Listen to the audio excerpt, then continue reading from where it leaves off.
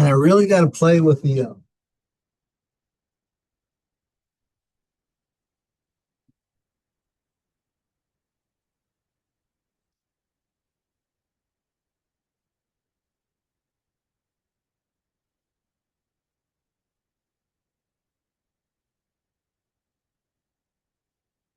because the screen's not showing up.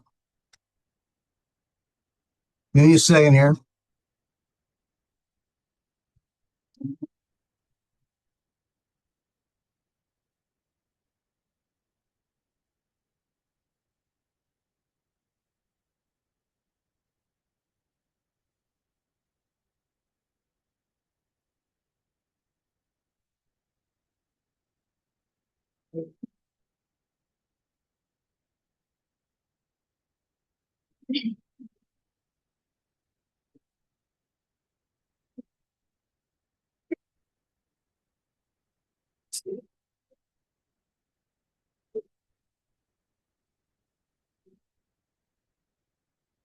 Give that a go.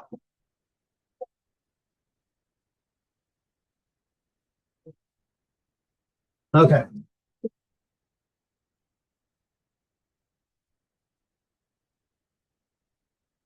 So right now, the first thing that is due is making sure you get your money. One thing you're going to care about is assignments. Remember, I do not do grades on Canvas. I do not do grades on, as we say, grade book. That's where you can see what your grade is on your homework, what Pearson is showing, how much you've done. Is everything complete? But it is not going to be your grade in the class itself. I do grades on a separate grading program. So you're not going to see grades in Canvas. You're not going to see grades here. Your exact grade is going to be on my computer. Password is never mind. That's exactly never mind. After every test, I will give you a printout of your grade in the support class and your grade here. If you need a grade at any other time, all you do is ask. It doesn't really change until we take up a test because I haven't put it in homework until the day of a test. I haven't put in test work until the day of the test. So there's really no change until the day of the test. And then you get your grade. But if there's any time you need one, just going to ask. You'll get a printout, and I give you a printout so you know if these fat figures have been mashed down on the wrong keys. Okay? But you can always keep track of this thing, everything's done. Your job is to keep track of the assignments. That's where you'll see it. You can see assignments right there. You click on it. There are 3 things in there right now. This is the one that's due Monday. Intro, Math 4P. This is the one where you basically, can you pick out the smiley face? We went over this the other day. And so help me solve this, view an example, and animation. They want you to try everything. Type of number 1 in the box, so 1 in that box. Then check my answer. Oh, fantastic. You look like a pat on the back every time you do something right. Continue.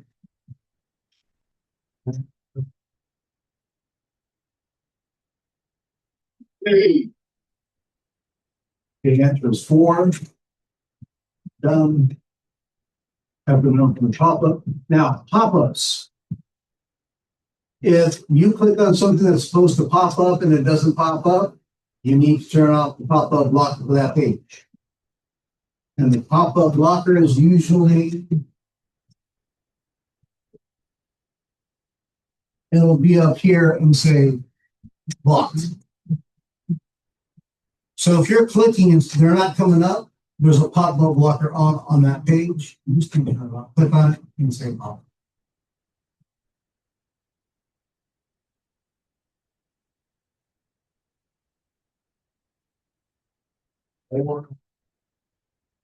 Answer, fantastic. And then you can do a similar question. Nope. You never have to submit homework. All you do is hit save. And you can, when you're ready to go back to the homework, you go back to the homework. I want to go back and do problem number 6 and keep working. I can work on problem number 6. Homework, you can go anywhere you want. Here's move the put a point on the number line at 5. We'll move this over to the 5. There we go. Check the answer. So you know how to use the tool. That's all. Okay. Move this to the ordered pair that we could. Negative 460. Move that to negative 460. You can even use here.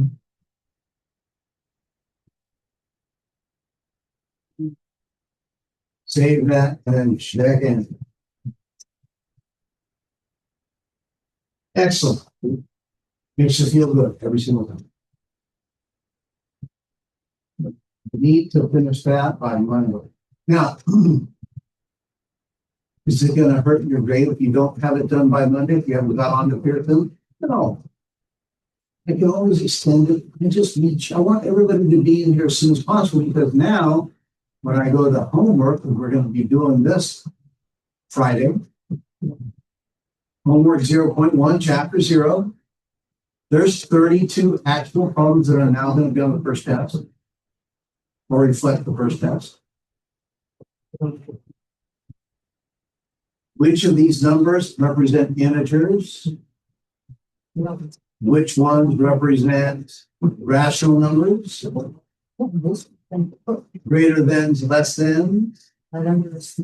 So everything here, order of operations in this 0.1 section, order of operations, multiplication, what we're going over right now, reciprocal, fractions,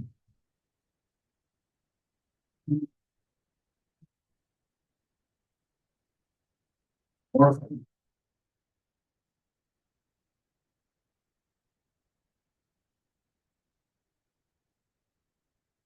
I'm going to put the 2 more assignments in this one. And if you notice, the due date is the 28th. I want to get the first test in on the 28th. That's my goal. And then exponents. Rules about exponents.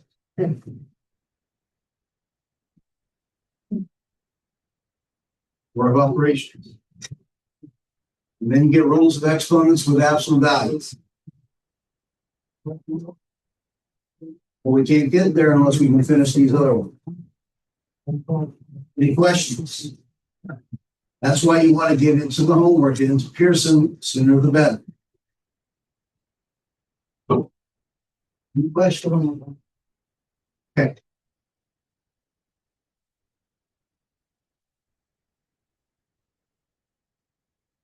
So, here's how you do this one wrong. Hey, 4 minus 6, that's negative 2 divided by 2 times negative 3 plus 5. Oh, multiplication is next, so negative 2 divided by, that's negative 6 plus 5. And then negative 2 divided by, oh, that's negative 1. Negative 2 divided by negative 1. Well, that's positive 2. That's one way to get it wrong. But I did it. I got a answer, or an answer.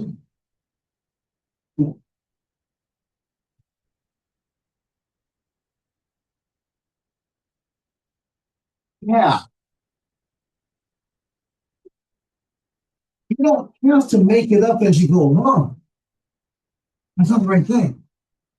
So, no parentheses. Subtraction or addition, they're going to be the last thing you look at. That's the last thing you want to do. You're looking for parentheses. We don't have them. You're looking for exponent. We don't have them.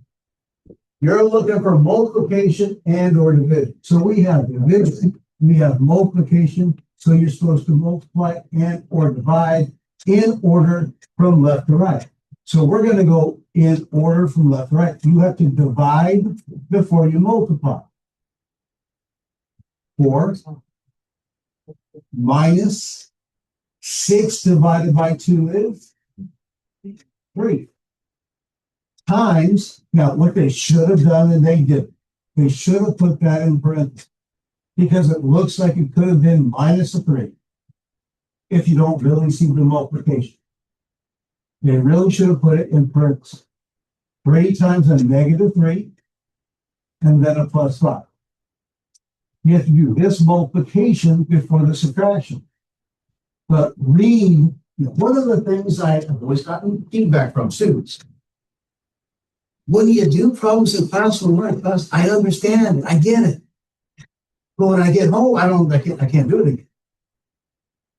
Because when we're doing the problems on the boards and following along, I am saying out loud what the steps are, and I'm cueing what we do next verbally, and then we're writing it down.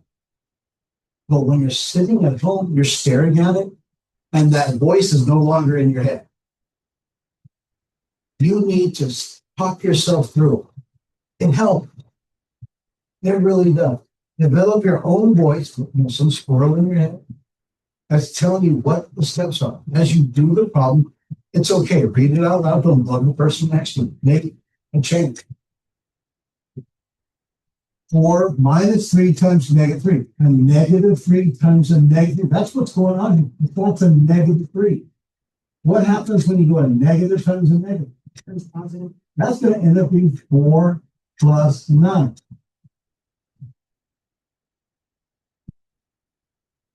Now, you could do an extra step.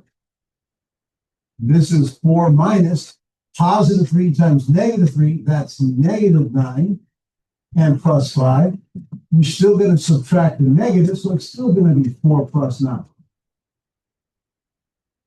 But if you look at it as 4 minus 3 times negative 3, a negative times a negative becomes a positive 9. And then 4 plus 9 is 13. 13. And then plus that 5. So this is 18.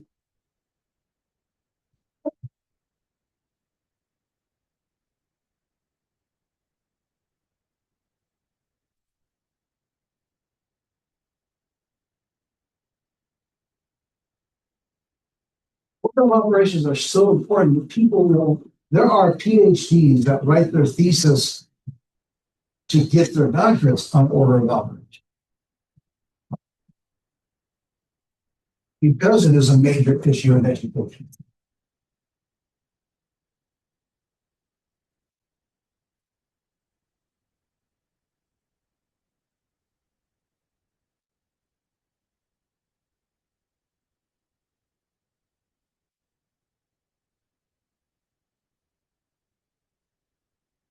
So, parentheses first, what is 12 minus 7? 5. So 5, and we're going to have to square it still, and then divide by 5, and then take away 2. So exponent before we divide, 5 to the second. So 25, and then divide by 5, and then we'll take away 2. 25 divided by 5? 5. 5, and then we'll take away 2.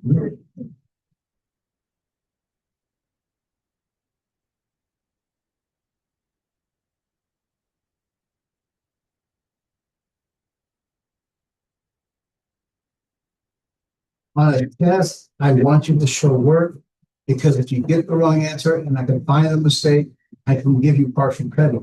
If all you have is a wrong answer, then it's everything wrong, no points.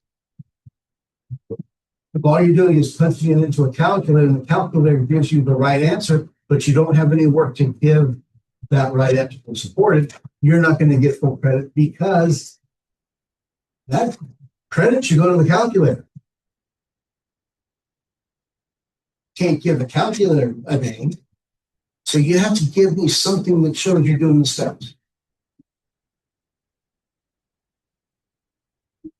Okay.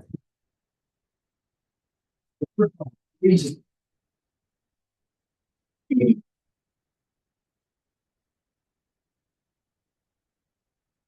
If there is $15 in a drawer and the ratio is fraction, the ratio of the money in the drawer to to the money in the piggy bank is 3 to 5.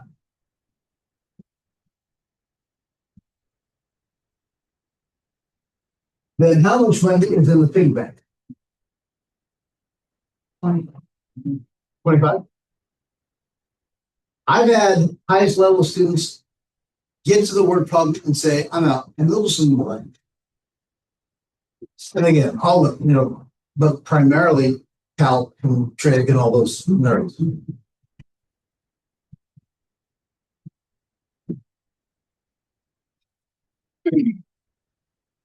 All you gotta do is play through. You don't try to do the whole problem all at once. You take it apart piece by piece.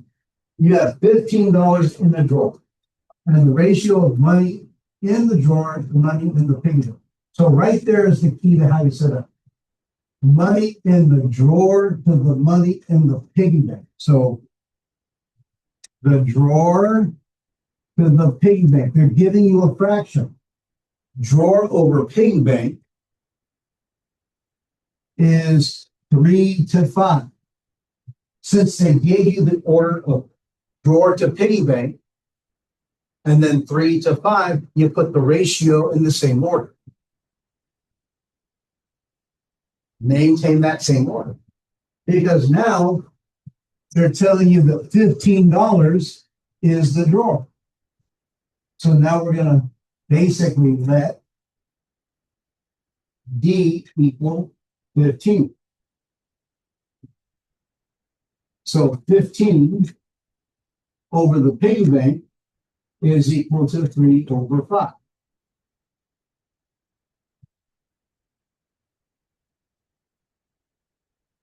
It's a proportion. Fill in the blanks. They gave you a formula, but they didn't tell you they were giving you a formula.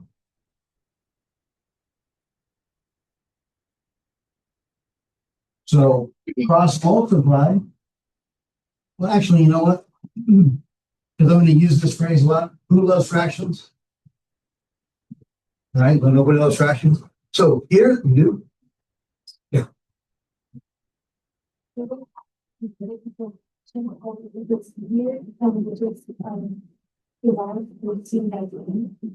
Yes, you can. You absolutely can. But what happens when it's not that nicely set up? So I'm trying to give you an idea of how you can set everything. Is giving it in terms of here's how they'll all go. Plus, I'm getting to a fraction spiel. If you don't like fractions, undo the fractions. Why is it a fraction? Because it has a denominator. Denominator meets division. My favorite Avenger, by the way. But that joke never gets a lot of paper.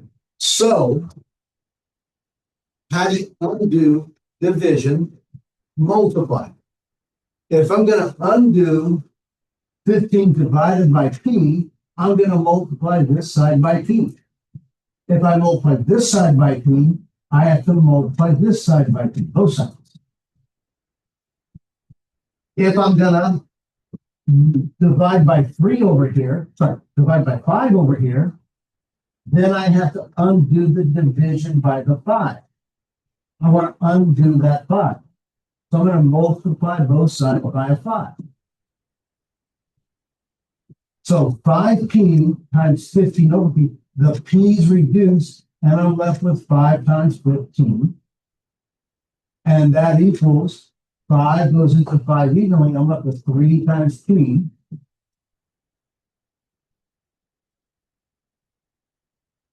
And 5 goes side by 3. 3 goes into that 15 5 times, 5 times 5, 25 is equal to the piggy bank. $25. Now, 5 times 15 is also 75 over 3, 75 over 3, $25. But if you have fractions, undo the fractions, multiply every term by the least common denominator. No more fractions. You have the power to undo fractions.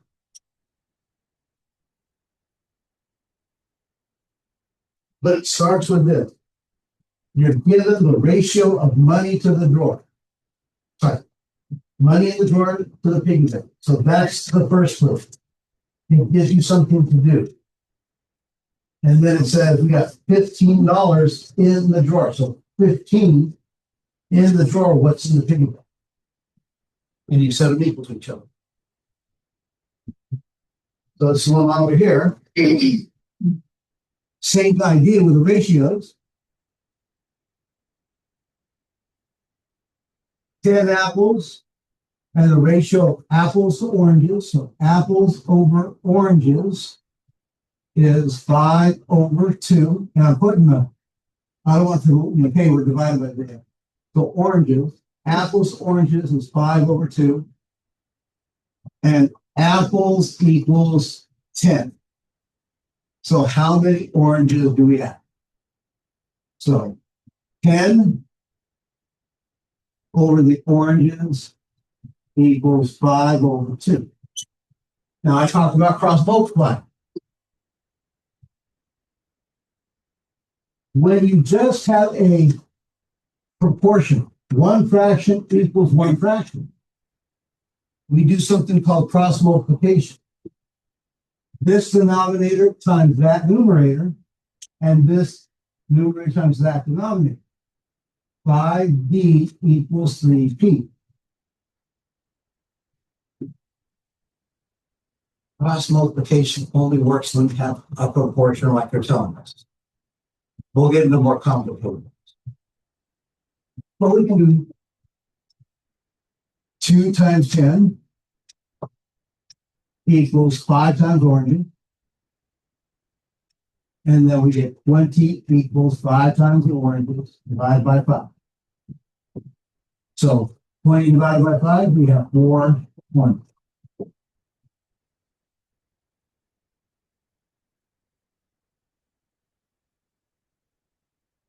Do I have to show the word? Do I have to write it out?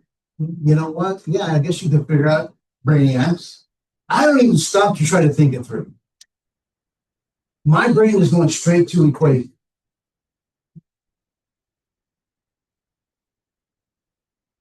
Because we're learning something with math, I trust an equation more than I trust my own brain thoughts.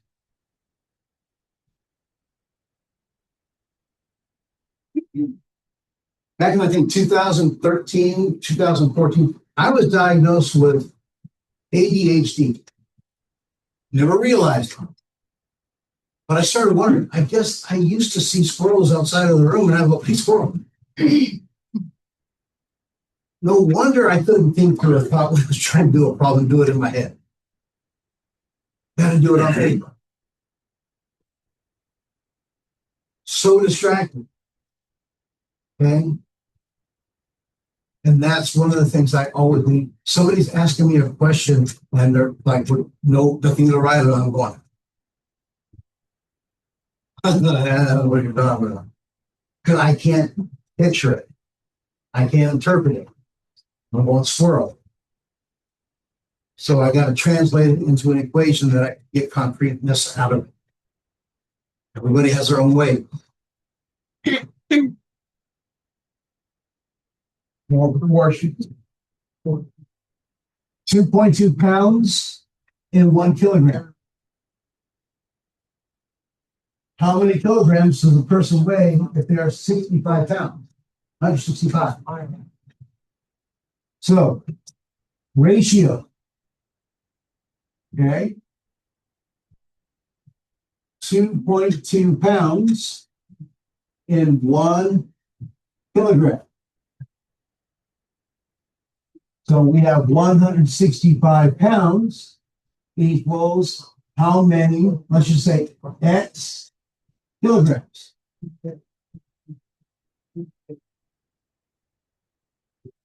And that's another thing. You're supposed to solve for something. And one of the things that students that struggle with math, they don't realize, oh, I'm supposed to use a variable. I'm supposed to solve for a number. I need something to represent what I'm looking for when I set up an equation. Because again, they're going through that thought process of 10, is it 27? Is it? So they're trying to guess through the answer instead of, all right, how many kilograms? let's just call it X. Now I know it's 2.2 to 1, so it's 165 to X. I actually have something. I can just cross multiply and solve. X times 2.2 equals 1 times 165 divided by 2.2.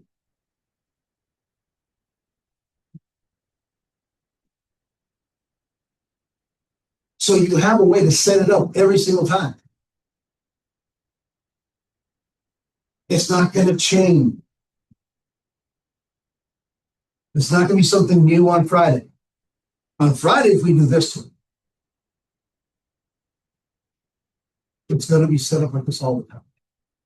We can give you a ratio, how to compare two things. You can set up the other ratio in the same way across the multiplying solve.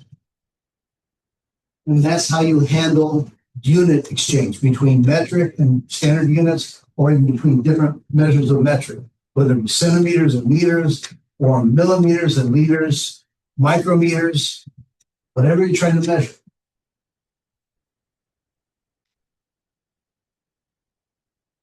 $2.2 pounds and 1 kilogram. How many pounds does a person weigh if they're 62 kilograms? So the same ratio. 2.2 pounds for every 1 kilogram. Here's the question though. How many pounds? So X is the number of pounds. X number of pounds in 62 kilograms. Cross multiply. 2.2 times 62 equals 1 times X. And that'll tell us how many pounds.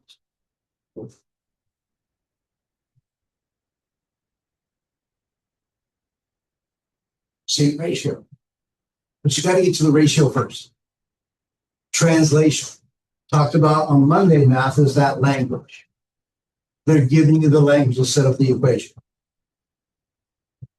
You'll stop and translate. When you first learn a language, you translate one word at a time. And the problem with reading word problems is when you get to something like this, knowing that there are 60 drops in a teaspoon, how many teaspoons are 105 drops? You read the problem and you think you're supposed to just go, well, all of a sudden everything just stops and goes out the window, and you think you're supposed to just come up with the answer. You're supposed to work it out. The whole point of doing math is to just stop, come up with an equation that you can solve and work it out. Not to sit there and, oh, I'm supposed to figure it out in my head. To put what you're learning into action. Let's do it. All right. 60 drops in teaspoon. I'm going to write a ratio.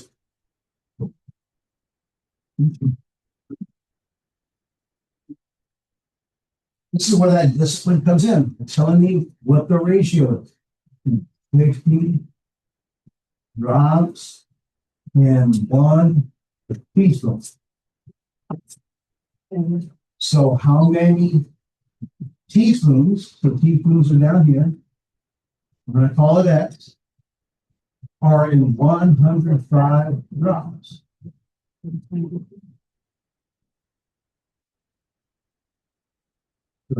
Cross multiply 60 times X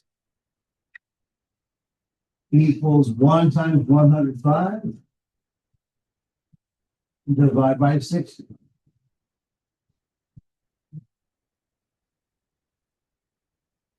So it's 5 times 21, and this is 5 times 12.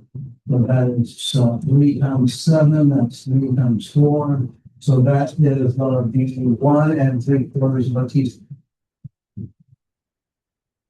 1.75 speed. Yeah. Can you just divide 60 by 5 by 60? That's what I did. Well, I know, but That's what I did. Are you going to be able to say that under every single circuit? probably not. I'm telling you, this is what what I'm trying to get you to realize is read the problem. You're getting clues within the question about how it sets up. Right, but I mean, I did that without the making a ratio in practice. I guess. Right. But the forest or the trees. Okay. Got it. Okay. It's always going to be in the question. And this is just more examples of the same thing. Right. That's all it is. More examples of the same thing. What you don't want to do is, okay, you've done 3 of these and they all have gone the same way. And then you get to that 4th one and there's one little twist in it. Mm-hmm. And if you just want to read that extra little twist, Okay. That's where you got to be careful. Okay.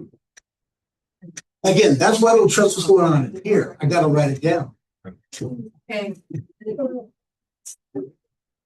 Okay, because I know one's like easier than before. So let's, what happens if the 1 teaspoon is 2 teaspoons? So So if this was 2 teaspoons? yeah, So if it was 2 teaspoons, then this would have been 2 times 105. When you cross multiply, 2 times 105. So that would have been 210. And then divide by 6. one such a nice number. It is, but we don't know what the drops are.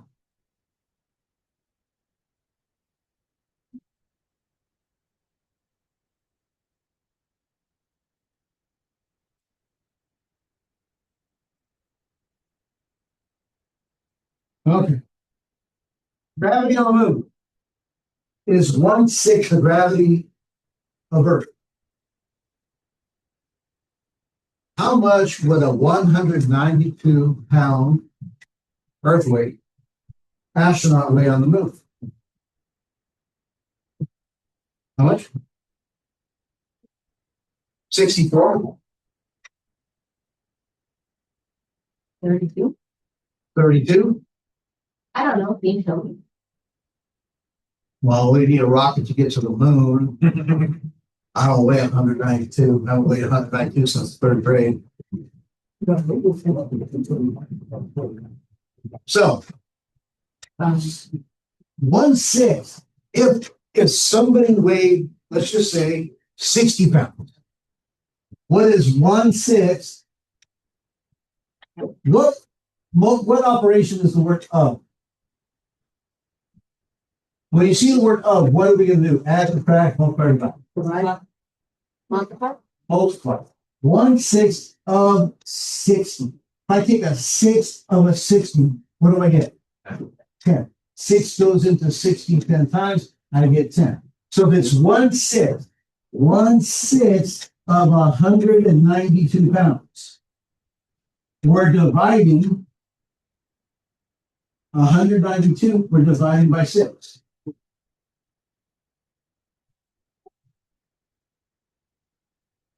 And 192 divided by 6, on the moon, this astronaut is going to weigh 32 pounds.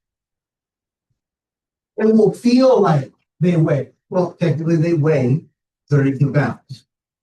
With moon's gravity.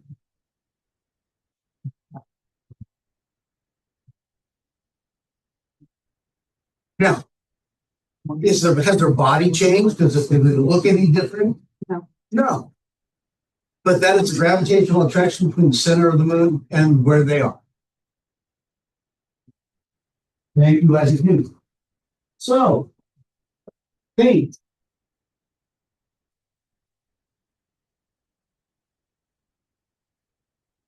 If a 192-pound astronaut, an astronaut's relative weight on the moon is only 32 pounds.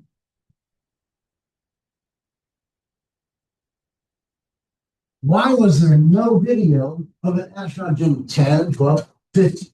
If you only weigh 32 pounds relative to your 192, your muscle mass and everything, maybe you can jump 2 feet vertical, but now you feel like you weigh 32 pounds instead of 192. Why wouldn't they jump 10 feet, 12 feet? I mean, you only see them bouncing on the moon a little bit, tiny little bit. How come they're not going really high? What's that? But they weigh less. And they still have the same muscle mass. And their suits. A couple of reasons because of the suits. First of all, the suits weigh over 200 pounds. You add 200 pounds to the 192. So let's say it's a nice number, 210. 1/6 of 210.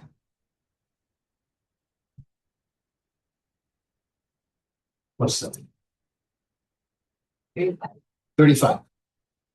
So 32 plus 35, that's 77 or 67 pounds. That's what it's going to feel like. And they're still not jumping 60.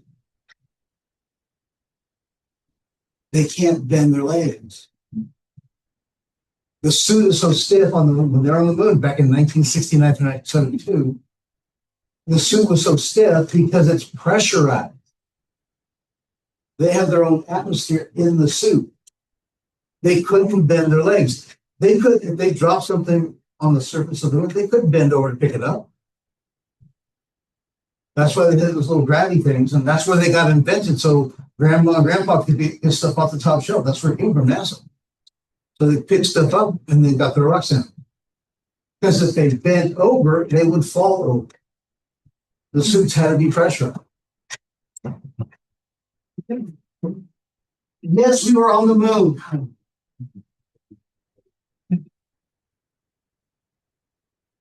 The pressure suit alone was approximately 60 to 70 pounds on Earth.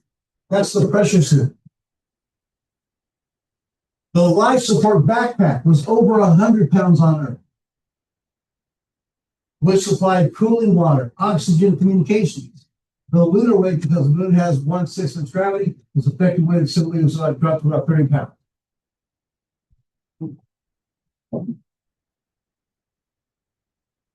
And then the stiffness of the suit.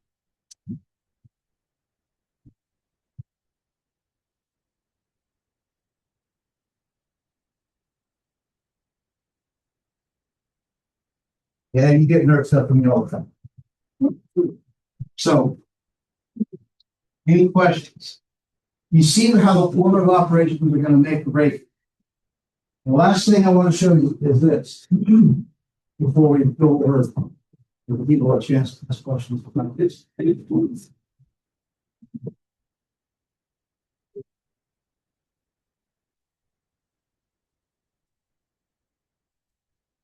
I am going to send this to you today.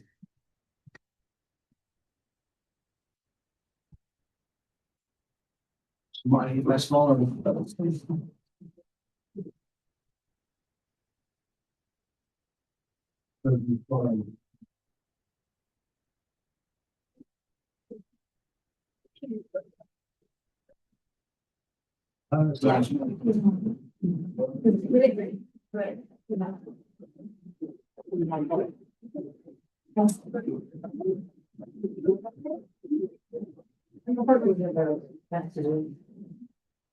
Oh.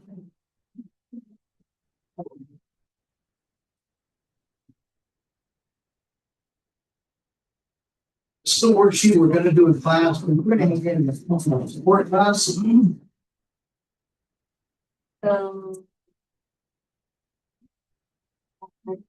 There are 10 laws of exponents you should be incredibly familiar with prior to this class. So this is one of the things that we have to make sure that we're ready to do when we do the 4P class, the 930. So this is what we do in the 830. We need to know how to simplify exponents. This is a huge problem. When I say problem, I don't mean to be negative about it, but it's one of those where you don't know what you're doing, you just make it up as you go along because it feels right. And there is no make it up as you go along because There are 10 rules. All you gotta do is know how to follow them. There are 10 rules that cover everything you're supposed to do when you come across them. And everybody will get to the right answer if you just follow the rules. So I'm going to send this with today's post. So I'll post it on campus in the announcement, but I will send it with the YouTube video link. So you have this, and we're going to start practicing on Friday in the support class, the rules of exponents, because the second homework deals with the rules of exponents. No notes on tests. No notes. Quizzes, open everything. You can have open notes on quizzes all day long, but on tests, no notes. Okay? Note on tests is just you, a pencil, and a calculator. Okay. If you're going to have questions about what Pearson, let me know. Real quick, can I have a second?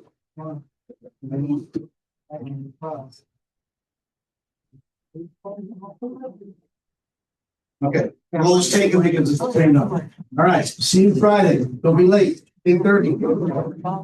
Okay.